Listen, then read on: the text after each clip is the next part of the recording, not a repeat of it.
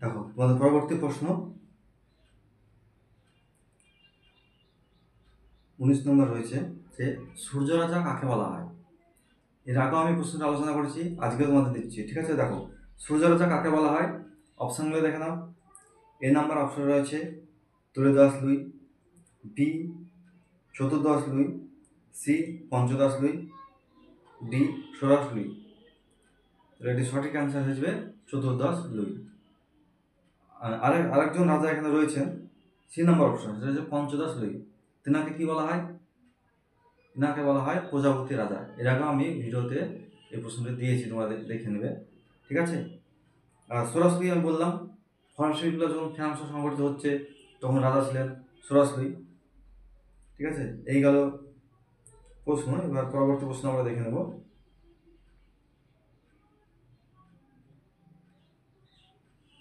পরবর্তী প্রশ্ন রয়েছে খুব ইম্পর্টেন্ট প্রশ্নটি, সেটি হচ্ছে যে কার প্রাণদণ্ডের পর ফ্রান্সে সন্ত্রাসের শাসনের অবসান ঘটে। মানে কার মৃত্যুর পর ফ্রান্সে যে সন্ত্রাসের শাসন চলছিল সেটি শেষ হয়েছিল। ঠিক আছে, অপশনগুলো দেখে নাও। তোমার এ নাম্বার অপশন রয়েছে দাঁতে বা দাঁতো, যা বলবা, বি রোজপিয়ার, সি ব্রিশো, ডি হিবার্ট। তো এটি সঠিক অ্যান্সার কি হয়ে যাবে? রোজপিয়ার। তোমাদের যদি প্রশ্নটা একটু ঘুরিয়ে দেয়, তোমাদের যদি বলে যে ফ্রান্সের সন্ত্রাসের রাজত্বের নায়ক কে ছিল, তখনও কিন্তু অ্যান্সার হয়ে যাবে কে? রোজপিয়ার। তাই প্রশ্ন ঘুরিয়ে দিলে কোনো সময় তোমরা ঘাবড়াবে না, মানে একটু ভেবে অ্যান্সারটা করবে। ঠিক আছে, তারপর রয়েছে মহীশূরের রাজা টিপু সুলতানের সঙ্গে সংযোগ ছিল। মহীশূরের যে রাজা ছিলেন টিপু সুলতান, তার সঙ্গে সংযোগ ছিল কোন দলের, সেটি তোমাকে জানতে যেতে হবে। অ্যান্সারটি দেখো, দল হতে পারে এবং ব্যক্তি হতে পারে। ঠিক আছে, দেখো জাকোবিনদের এ নম্বর অপশন হচ্ছে জাকোবিন, বি জিরোনদিন, ঠিক আছে, সি সোরাসলুই, ডি বুর্জোয়া। তো এটি সঠিক অ্যান্সার হিসেবে কি? জাকোবিনদের। খুব ইম্পর্টেন্ট কিন্তু প্রশ্নটি, ভালোভাবে লক্ষ্য করে দেখো। একজন ভারতীয় রাজা ছিলেন মহীশূরের রাজা টিপু সুলতান। ঠিক আছে, তো ফ্রান্সের ইতিহাস পড়তে গিয়ে আমরা কিন্তু ওই ভারতীয় যিনি সুলতান তার আমরা কথা পাচ্ছি, এই জন্য ঘাবড়ানোর কিছু নেই। হ্যাঁ, তো পরবর্তী প্রশ্ন দেখো, পাদুয়ার ঘোষণা জারি করেন। এটি আমি সঠিক অ্যান্সার করে রেখেছি। দেখো অপশনগুলি আমি বলছি না, তোমরা দেখে নিও। ঠিক আছে, পাদুয়ার ঘোষণা জারি করেন লিওপোল্ড। ঠিক আছে, তারপর রয়েছে বিপ্লবের আগে ড্যাশ বিশেষ অধিকারকে বলা হতো লিড দ্য জাস্টিস। খুব সুন্দর একটা প্রশ্ন এই প্রশ্নটি। লিড দ্য জাস্টিস বলতে কি বোঝে? হ্যাঁ, তো এইটি দেখো অপশন দেখে নাও। এ নাম্বার অপশন হয়েছে যাজকদের, বি অভিজাতদের, সি গির্জার এবং ডি রাজা। সঠিক অ্যান্সার আসবে রাজা। রাজার যে বিশেষ অধিকার, হ্যাঁ, রাজার বক্তব্য কি ছিল যে ঈশ্বর তাকে ক্ষমতা দিয়েছে, মানে ঈশ্বরের আশীর্বাদে তিনি রাজা হয়েছেন, তাই তিনি যেটা চাইবেন সেটাই করবেন, জনগণের কোনো কথা তিনি শুনতে রাজি নন। এই ছিল রাজার উক্তি, আর এইভাবে তারা রাজ্য শাসন করেছেন। খুবই দুঃখজনক বিষয়, আর যে জন্য রাজাদের অত্যাচারেই ফরাসি বিপ্লব পথ তৈরি হয়েছিল। ঠিক আছে, পরবর্তী প্রশ্ন দেখো, ফরাসি দার্শনিক ড্যাশ ক্ষমতা স্বতন্ত্রকরণ নীতির তীব্র সমর্থক ছিলেন। মানে ক্ষমতা স্বতন্ত্রকরণ যে নীতি, সে নীতির তীব্র সমর্থক কে ছিলেন সেটি তোমাকে জানতে চাইছে। তাহলে অ্যান্সারটি হয়ে যাবে, চারটে অপশন রয়েছে, আমি অ্যান্সারটি করে রেখেছি। দেখো সঠিক অ্যান্সার হয়ে যাবে কে? মন্তেস্কু। যে প্রশ্ন বলছি খুবই খুবই ইম্পর্টেন্ট প্রশ্ন, তোমরা মনোযোগ সহকারে শুনে এবং খাতায় লিখে নেবে প্রশ্ন হয়। ঠিক আছে, চলো পরবর্তী প্রশ্ন দেখে নেবো আমরা।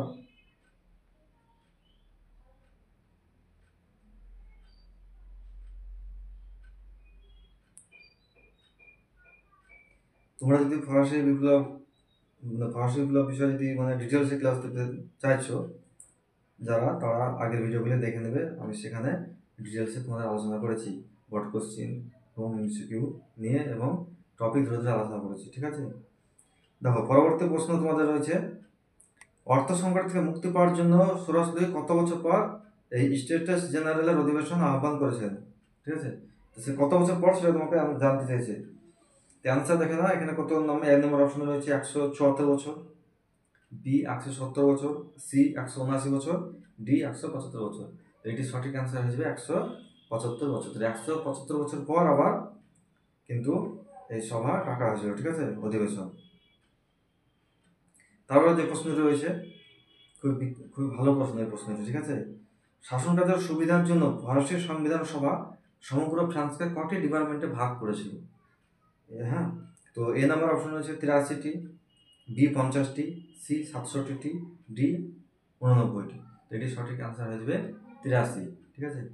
তো অ্যান্সারটি তো আমি এখানে করা নেই, তোমরা অ্যান্সারটা করে নাও, ঠিক আছে। এ নাম্বার অপশনটি সঠিক হবে 83টি।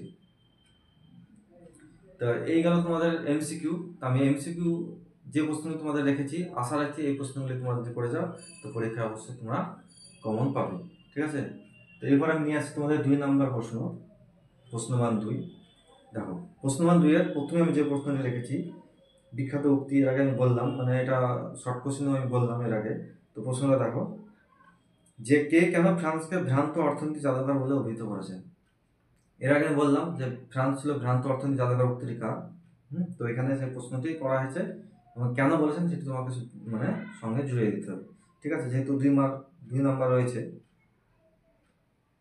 একটু লাইটে প্রবলেম হচ্ছে।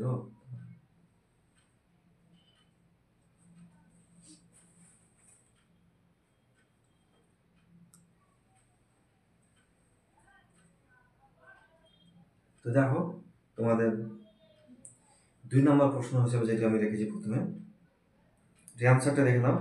তো আমরা জানি যে উক্তি হচ্ছে অ্যাডাম স্মিথ করেছেন।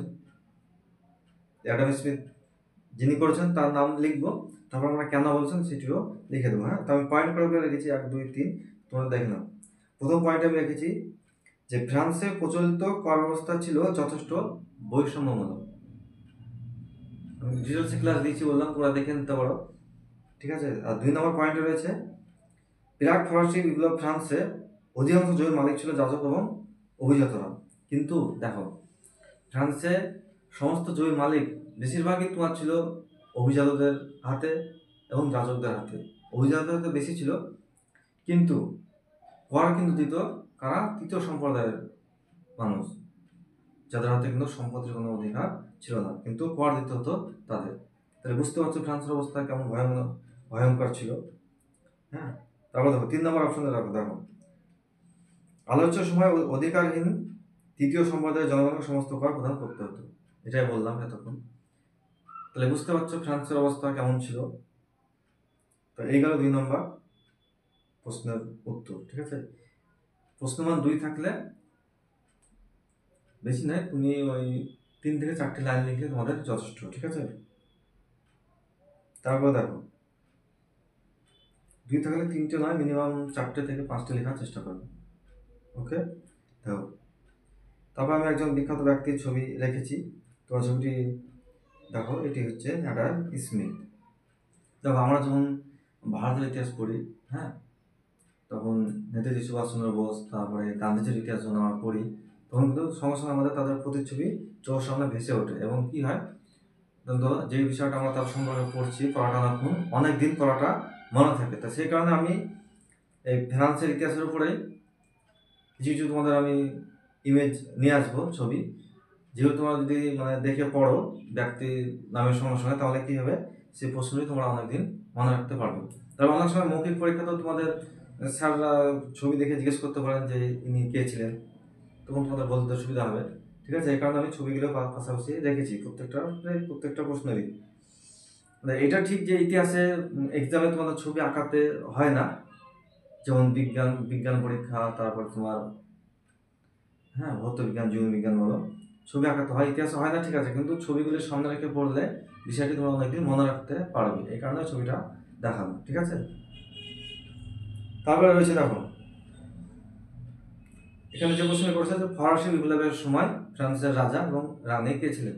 এটা আমি শর্ট কোশ্চেন আলোচনা করার সময় বললাম, তবু আমি আরেকবার বলে দিচ্ছি। দেখো, যে রাজা কে ছিলেন সরাসরি এবং রানী কে ছিলেন মেরি আতনের বাড়ির স্ত্রী।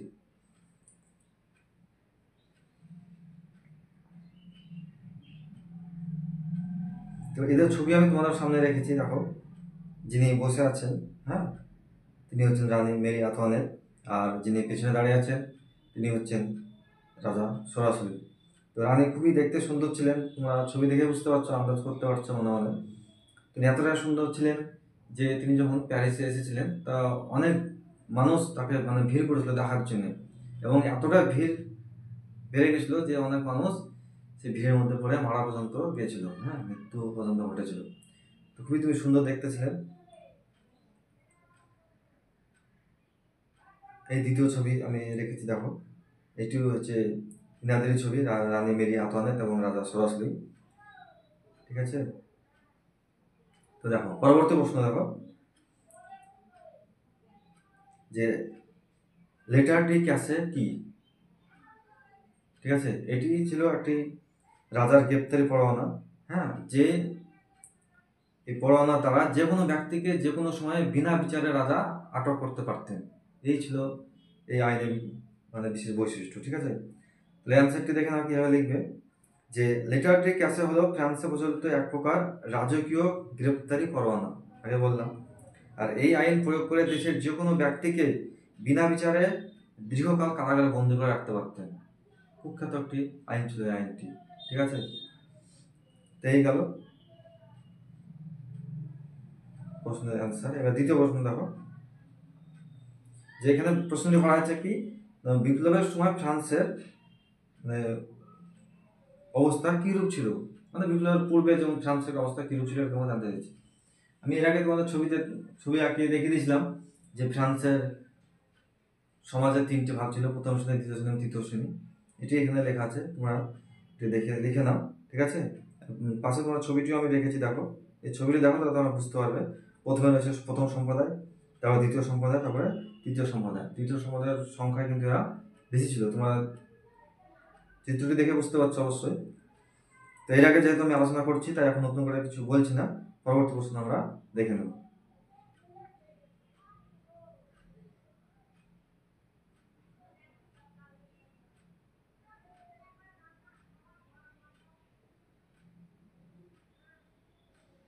তো পরবর্তী প্রশ্ন যেটি রেখেছি বিখ্যাত মানে খুব ভালো একটি প্রশ্ন, পরীক্ষাতে প্রায় আসে এই প্রশ্নটি, যে কবে কারা টেনিস কোর্টের শপথ নিয়েছিলেন এবং কেন নিয়েছিলেন। মানে কারা মানে টেনিস কোর্টের শপথটি কারা নিয়েছিলেন, কত সালে নিয়েছিলেন সেটি উল্লেখ করতে হবে, এবং কি কারণে নিয়েছিলেন সেটা তোমাকে লিখতে হবে। এই প্রশ্নে একটু প্রশ্নমান 2 রয়েছে, কিন্তু তবে প্রশ্ন একটু বড় হয়ে যায়, ঠিক আছে। এই প্রশ্ন সাধারণত তোমার বট কোশ্চেনের প্রশ্নটি আসে কিংবা টিকা হিসেবে আসে, হ্যাঁ।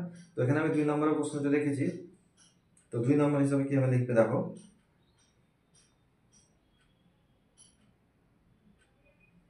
প্রথমে বললাম যে সালটা দেবে, যে 1789 খ্রিস্টাব্দে 20 জুন।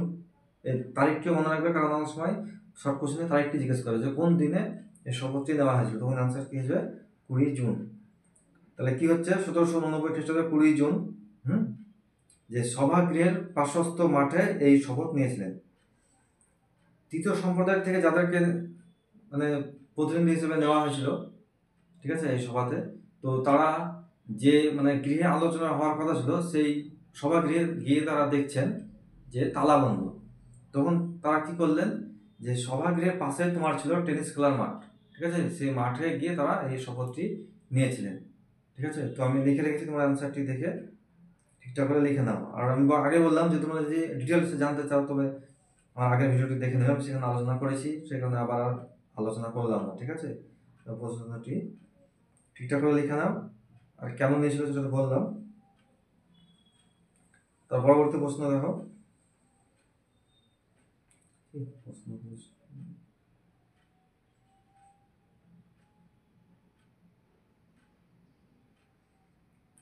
আর ছবিটি একবার দেখে নাও, টেনিস কোর্টের শপথ যেটা মানে যে সময় নিচ্ছেন সেই সময়ের একটি ছবি তোমাদের আমি এখানে দিয়ে রেখেছি। ছবিটা দেখে পড়লে তোমার বললাম ব্যাপারটা, তাতে বেশি দিন মনে রাখতে পারবে বিষয়টা, ঠিক আছে।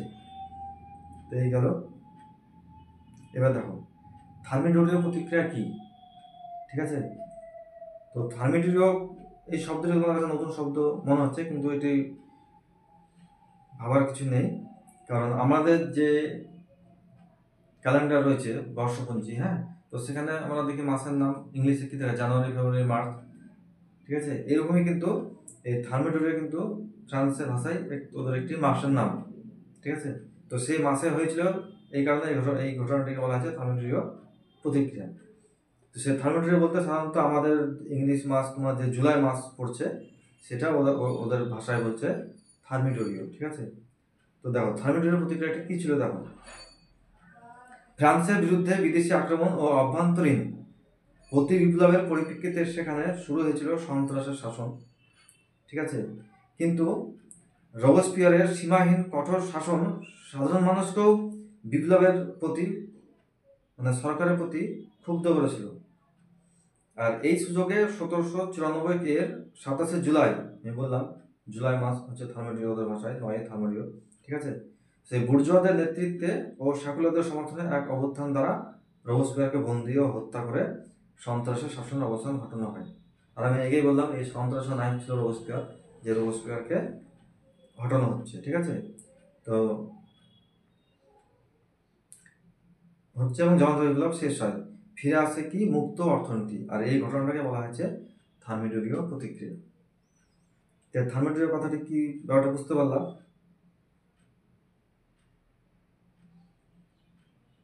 আমরা পরবর্তী প্রশ্ন নিয়ে আসবো।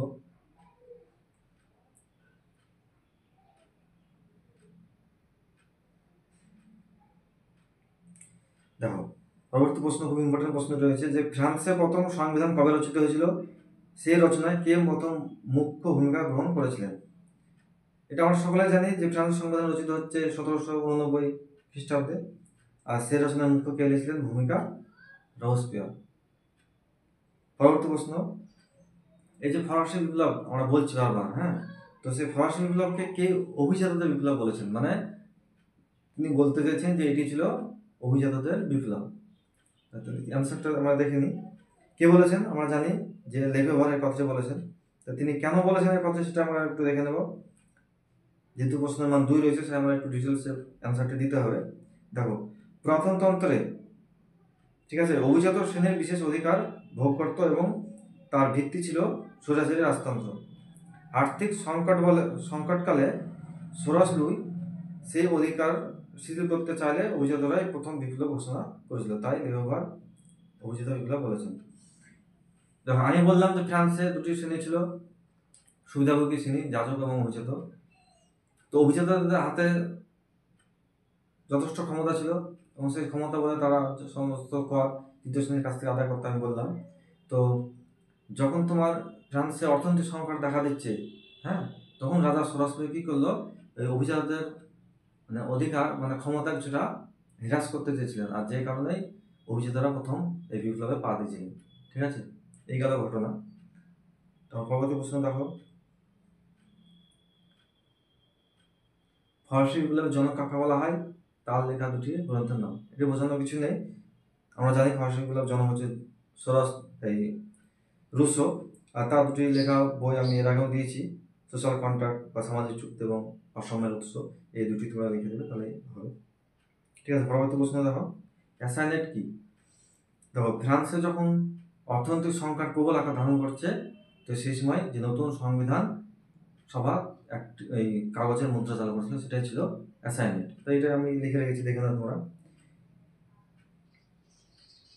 যে বিপ্লবের পর গঠিত সংবিধান সভা দেশের অর্থ সংকট মোচনের জন্য এক ধরনের কাগজী মুদ্রা প্রচলনের সিদ্ধান্ত নিয়েছিলেন। এই কাগজী মুদ্রা ছিল অ্যাসাইনমেন্ট।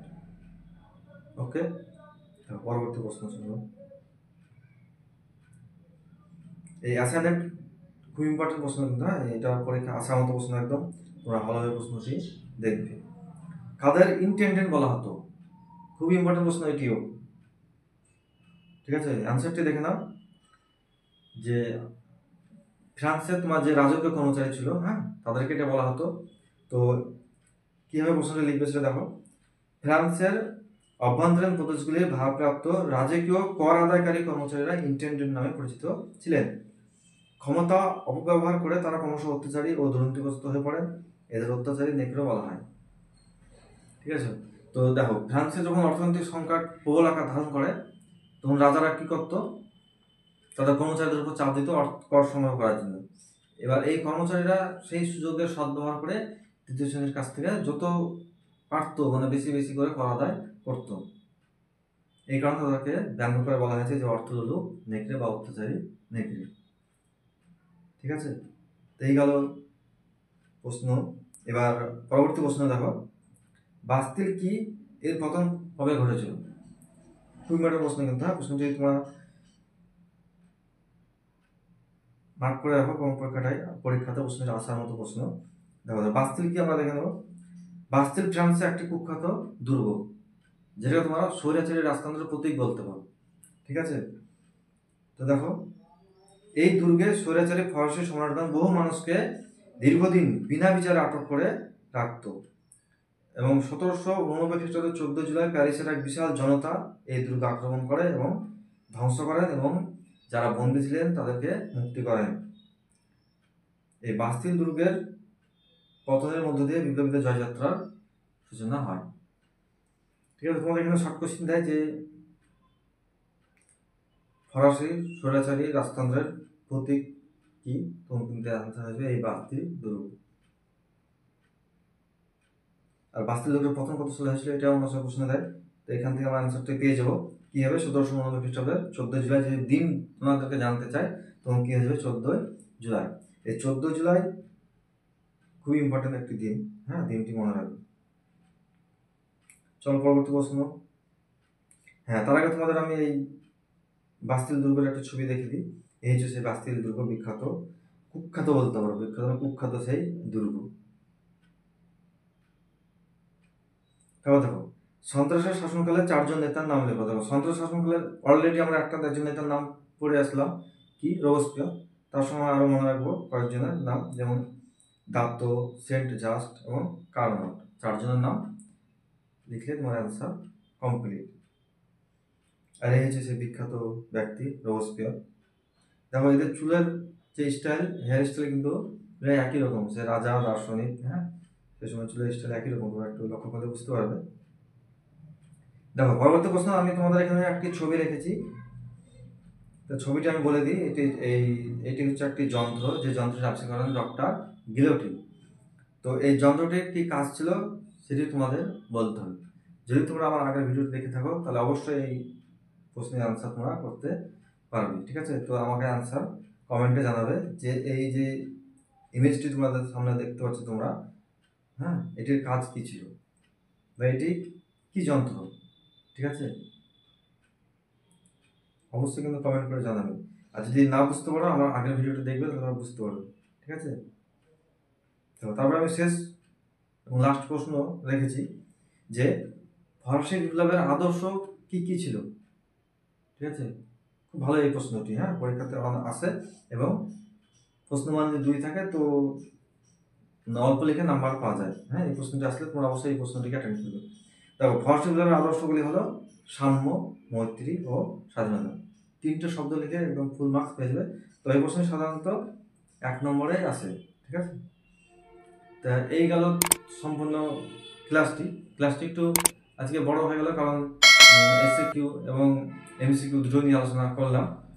আর বর্ড কোশ্চেনের ব্যাপারে যেটা বলছিলাম, যে বর্ড কোশ্চেন কিন্তু আমি তোমাদের আগের ভিডিওতে দিয়েছি, তো যারা বর্ড কোশ্চেন কমন পেতে চাইছো তো আমার আগের ভিডিওটি দেখে নিই। তো সকলকে প্রথম থেকে শেষ পর্যন্ত ক্লাসটি দেখার জন্য অনেক ধন্যবাদ। তো ক্লাসটা যদি তোমাদের ভালো লাগে আমি একটা কথা বলবো, যে তোমাদের বন্ধু বান্ধব রয়েছে তাদেরকেও ক্লাসটি শেয়ার করে দেবে, কারণ তারাও পরীক্ষায় ভালো ফল করতে পারবে তাহলে। ঠিক আছে, ওকে।